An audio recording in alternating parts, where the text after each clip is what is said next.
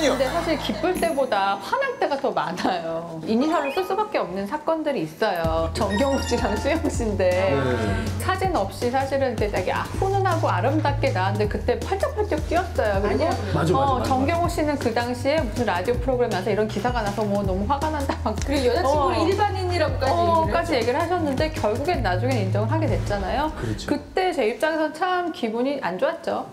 특히 요즘에 막 사진 없이 이렇게 보도할 때 사실 사귀고 있으면서도 아니라고 하는 경우가 너무 많아서 맞는데 사진이 있어요? 사진이 없으면 인정 안 할 거예요.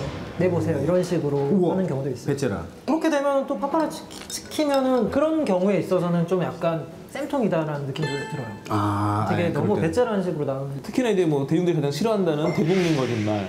그러니까 분명히 아니라고 입장을 밝혔는데 나중에 그게 사실로 드러나는 경우들이 물론 결혼해서 애도 낳고 축하할 만한 일이긴 하지만 이제 옥소림 씨 같은 경우에도 보면 그 간통소송 불거졌을 당시에 그 당시에 2건이 불거졌는데 그 중에 한 건에 대해서는 아니라고 했었는데 절대 아니라고 얘기했던 그 이탈리아인과 결국은 결혼을 했으니까 뭐 몇 년 지났기 때문에 그냥 단순히 뭐 결혼을 축하해주기에는 왜냐면 또 연루된 사람들이 또 있고 그렇기 때문에 그런 부분은 좀 이렇게 보면서 결혼 기사 쓸 때 좀 기분이 씁쓸하게 하죠. 좀 화가 나기도 하고. 제가 취재하면서 많이 화가 났었던 거는 연예인이기 때문에 받지 않아야 할 오해, 피해를 받는 경우도 사실 많거든요. 최민수 노인 폭행 사건. 근데 그 사건이 처음 나왔을 때 첫 뉴스를 보고 저도 이제 눈을 의심했어요. 노인을 때리고 그다음에 뭐 차 안에 흉기가 있어서 흉기를 들고 사람을 위협했다. 굉장히 자극적으로 첫 기사가 나왔거든요. 전혀 그 피해자분의 주장이 사실이 아니었고 사건이 최민수 씨가 일방적으로 이제 말도 안 되는 파렴치한 폭력을 행사한 그런 걸로 막 돌아가고 있는 거예요. 그 과정에 굉장히 또 답답했던 건 피해자라고 하셨던 그분이 입원해 있던 병원에 가서 무릎을 꿇고 사과를 하셨어요. 그 앞에 기자들 거의 100명 있었거든요. 그러니까 그게 거의 실시간으로 다 보도가 된 거예요. 근데 저게